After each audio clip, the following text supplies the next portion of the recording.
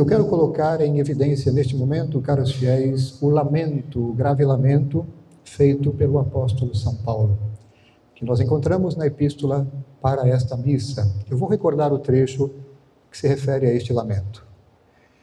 Diz ele, o apóstolo São Paulo: eu vos disse muitas vezes e hoje repito chorando, muitos se conduzem como inimigos da cruz de Cristo. Seu fim é a perdição. Seu Deus, o ventre. E sua glória está naquilo que os envergonha, pois só apreciam as coisas que são da terra. Diz ele, o apóstolo Paulo, ele mesmo, ao contrário disso tudo sobre si mesmo. Nós encontramos o que eu vou citar aqui na carta aos Gálatas, capítulo 6, versículo 14. Diz o apóstolo: quanto a mim, não pretendo jamais gloriar-me, a não ser na cruz de nosso Senhor Jesus Cristo. Nela me glorio, pela qual o mundo está crucificado para mim e eu para o mundo. Atitude bem oposta àquela dos tais inimigos da cruz de que fala São Paulo na carta aos Filipenses. E ele nos exorta a nós também, nesses termos. Nós encontramos este trecho que eu vou apresentar na carta aos Colossenses, capítulo 3, versículos de 1 a 5. Ele diz, para nós também, ou Deus diz através dele a nós: se, portanto, ressuscitastes com Cristo, buscai as coisas lá do alto, onde Cristo está sentado à direita de Deus. Afeiçoai-vos as coisas lá de cima e não as da terra. Porque estáis mortos, entendamos sacramentalmente com Cristo pelo batismo, mortos para este mundo, vivendo a vida da graça, e a vossa vida está escondida com Cristo em Deus. Quando Cristo, vossa vida, aparecer, então também vós aparecereis com ele na glória. Mortificai, pois, os vossos membros no que tem de terreno e desordenado. A devassidão, cita ele, 2 pontos. A devassidão, a impureza, as paixões desordenadas, é claro, os maus desejos, a cobiça, que é uma idolatria. Tendo em vista tudo isso, caros fiéis, lamento, testemunho e exortação, não sejamos jamais inimigos da cruz de nosso Senhor Jesus Cristo. Nós sabemos muito bem, vamos nos lembrar de coisas importantes aqui com relação a isso, para que vivamos bem. Na cruz, o que aconteceu? Na cruz, o Cristo triunfou sobre o pecado. A cruz se opõe ao pecado. A cruz se opõe radicalmente ao pecado. E o pecado, por sua vez, se opõe à cruz. Abraçar o pecado de maneira consciente e deliberada, eis o que significa, antes de mais nada, portanto, caros fiéis, colocar-se na triste condição de inimigos da cruz de Cristo. Ou seja, abraçar o pecado de maneira consciente e deliberada. Isso significa, já na prática, como ponto de partida, opor-se à cruz de Cristo, fazer-se inimigo dela. Não para por aí. Promover, exaltar, elogiar o pecado implica a mesma coisa. Posso não praticar, mas se em conceito, segundo uma ideologia, de novo, eu promovo, exalto, elogio o pecado, estou me comportando como inimigo da cruz, já que existe incompatibilidade, oposição clara entre cruz e pecado. Vamos ainda considerar coisas conhecidas, mas tão importantes para a nossa meditação nesta tarde. O pecado, nós sabemos, se dá efetivamente no consentimento dado à tentação. A tentação ainda não é pecado, mas quando nós damos o nosso consentimento, dizemos sim a esta tentação, pronto. Isso de maneira consciente, deliberada, temos um pecado formal, pecamos efetivamente. Nós sabemos, com relação às tentações, que elas vêm dos 3 inimigos clássicos da alma, o mundo, a carne e o demônio. Tais inimigos da alma são inimigos de Deus, ao mesmo tempo. Tais inimigos da alma são, ao mesmo tempo, portanto, inimigos da nossa salvação, da nossa santificação, da nossa configuração a nosso Senhor Jesus Cristo, lembrando que a isso somos chamados. Estes inimigos da alma são também inimigos da nossa união com Deus. Coisas conhecidas, não é verdade? Mas como é importante lembrar-se disso nesse momento para a nossa meditação e proveito espiritual. Trata-se, portanto, caros fiéis, repito e insisto, de inimigos de Deus e da sua obra de salvação. Inimigos de Deus e da sua obra de redenção. Conclusão prática. Deixar-se pautar na sua conduta moral por tais inimigos de Deus, sim, porque não só podemos ser influenciados, mas mesmo conduzidos de uma certa maneira por tais inimigos.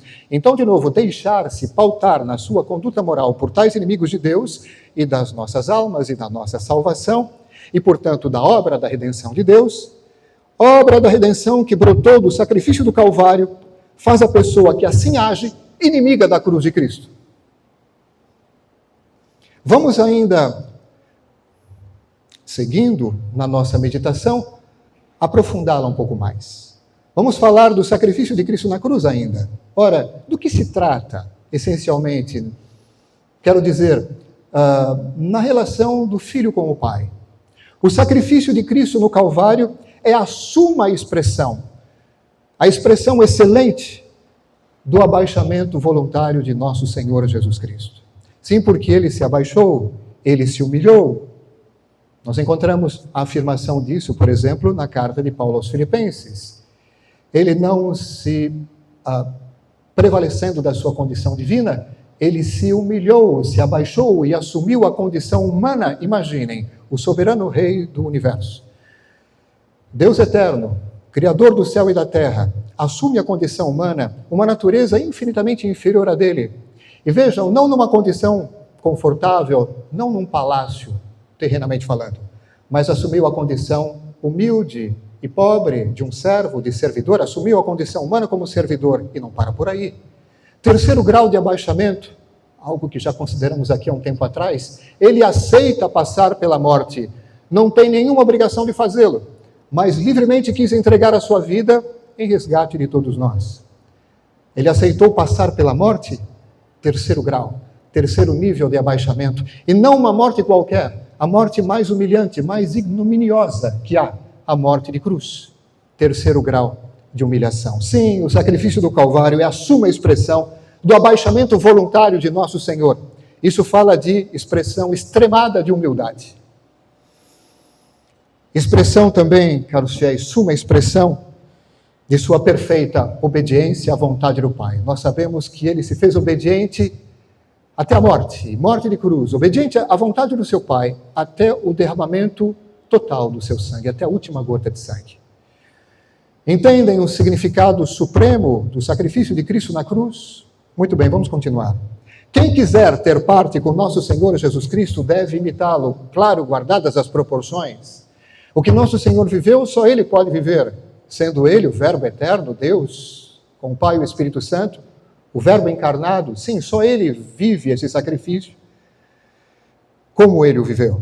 Mas é bem verdade que nós podemos e devemos imitá-lo com relação à humildade, com relação ao esvaziamento de si, com relação ao abaixamento. Lembrando, por exemplo, para não complicar muito as coisas, aquilo que São João Batista falou sobre si com relação a Jesus. É necessário que ele cresça e eu diminua. Temos aqui a humildade, esvaziamento de si. Repito, quem quiser ter parte com nosso Senhor Jesus Cristo deve imitá-lo já quanto à humildade. Quem quiser me seguir, diz ele, e aqui cito as Escrituras, quem quiser me seguir, negue-se a si mesmo, tome sobre si a sua cruz e depois venha e me siga. Negar-se a si mesmo, esvaziar-se de si, significa abraçar a humildade e a renúncia à sua vontade própria. Eu chamo a atenção de todos para essa expressão. Vontade própria. Vontade própria, caros fiéis, é uma expressão técnica na espiritualidade católica. Não significa simplesmente a faculdade espiritual de vontade que se encontra nas nossas almas, essa faculdade inerente à alma espiritual. Não. Vontade própria significa algo negativo. A expressão vontade própria, isso nós encontramos abundantemente nos manuais de espiritualidade, nos escritos dos autores, no ensinamento da igreja. A expressão vontade própria significa aqui a vontade da pessoa humana colocada acima da vontade de Deus. Um absurdo. A vontade humana colocada acima da vontade de Deus, ou pelo menos no mesmo nível. Absurdo ainda. A vontade de Deus é infinitamente superior à nossa. Como nós pretenderíamos colocar a nossa vontade sequer no mesmo nível da vontade de Deus? E pior ainda, acima da dele? De fato, Monsenhor, é algo abominável, mas nós encontramos esse tipo de orientação e de prática de maneira muito corriqueira na sociedade de hoje. Vontade própria, nesse sentido técnico e negativo, é a vontade humana orgulhosamente erigida como uma espécie de ídolo. Porque sim, tudo aquilo que se pretende colocar no mesmo nível de Deus ou acima de Deus, torna-se um ídolo. Quantas ideologias hoje, e não só hoje, o fazem de maneira sistemática? Quantas ideologias procuram colocar, por princípio e na prática, a vontade humana, o ser humano, acima de Deus? Imaginem, por exemplo, aquelas pessoas que pretendem legislar contra o mandamento de Deus. Na prática, isso significa colocar-se acima de Deus. É, de fato, a quintessência do mundo. Aquilo que existe de mais característico do mundo, no sentido bíblico de oposição social a Deus. Algo, claro, absolutamente contrário à cruz de Cristo. Quem a isso adere, quem adere, por exemplo, a essa mentalidade mundana, a essa quintessência do mundo, comporta-se, portanto, como verdadeiro inimigo da cruz de nosso Senhor Jesus Cristo. Ao contrário, os amigos da cruz amam a humildade e o esquecimento de si e alegram-se com isso, combatendo o amor próprio e fazendo, eles colocam a Deus e a sua vontade acima de tudo, sempre e em todas as coisas. Então, de novo, amam a humildade e o esquecimento de si, combatem o amor próprio e colocam a Deus e a sua vontade no seu lugar próprio, ou seja, no centro de tudo e acima de tudo, e são felizes porque vivem na ordem.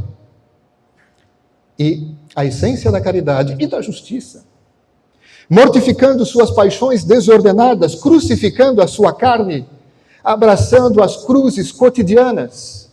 As cruzes cotidianas, aquelas adversidades e dificuldades e sofrimentos e perseguições que nós conhecemos em vários graus, em momentos variados da nossa vida. Cruzes que são permitidas por Deus e permitidas sim, porque Ele sabe muito bem, repito mais uma vez, pela enésima vez, porque Ele sabe como ninguém tirar de tais cruzes para nós, sendo sábio, bom, misericordioso como é, Ele sabe perfeitamente tirar das cruzes graças que superam em muito tais cruzes, para nós e para outrem.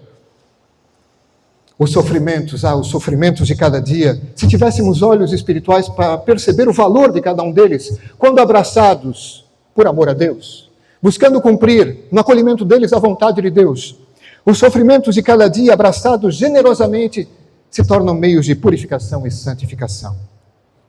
Quero trazer para ilustrar esse pensamento e esta verdade, algo que escreveu Santa Catarina de Gênova. Adverte ela, citação, o corpo purificado pelos sofrimentos não usará já de regalo se não está em perfeita, a menos que esteja em perfeita conformidade com o querer divino. Pouco a pouco vai se esgotando nela a vida sensual, vai se esvanecendo. E as imperfeições que antes se misturavam no comer, beber, agir e descansar, acontece uma renúncia severa e absoluta. E quando chega ao seu término, depois de ter trabalhado como servo fiel, poderá a alma apresentá-lo, o corpo, como uma hóstia consumada no sacrifício. E, como diz também o salmista, como ouro purificado no fogo, purificado no cadinho da humilhação. A propósito, falando de cruz, de sofrimento, de adversidade, a propósito da imitação de Cristo crucificado, escreve São João da Cruz, especialista na ciência da cruz. Queria eu persuadir os espirituais como esse caminho de Deus não consiste em multiplicidades de considerações, modos, gostos, ainda que necessário aos principiantes. Faz pensar, por exemplo, na tendência da oração de meditação dos principiantes. Mas, diz ele, uma só coisa é necessária, que é saber negar-se verdadeiramente, segundo a proposta de nosso Senhor, negar-se verdadeiramente, interior e exteriormente, dando-se ao sofrimento por Cristo, por amor a Deus, e aniquilar-se em tudo. Estamos aqui, caros fiéis, no grau sumo da humildade, no grau sumo do abaixamento, Porque exercitando-se nisso, diz ele, tudo isso e mais que isso se realiza e encontra aqui. E se desse exercício a falta, que é o todo e a raiz das virtudes, lembram-se, há dias atrás, falava da humildade como base de toda a vida virtuosa, da prática de toda e qualquer virtude. Se desse exercício a falta, que é o todo e a raiz das virtudes, todas essas demais maneiras é andar pelos ramos e não progredir, embora tenham muitas altas considerações e comunicações. E aqui ele conclui, atenção, porque o progredir não se acha senão imitando a Cristo e Cristo crucificado. Bom, esta é a principal reflexão, caros fiéis, com relação àquilo que diz o apóstolo São Paulo com relação aos inimigos da cruz, lamentando-se, dizendo que o Deus deles é o ventre. Mas eu gostaria de concluir falando que há outras maneiras, infelizmente, através das quais as pessoas se comportam como verdadeiros inimigos da cruz. Vamos falar de sacramento? A cruz, nós sabemos, se faz realmente presente a cada missa.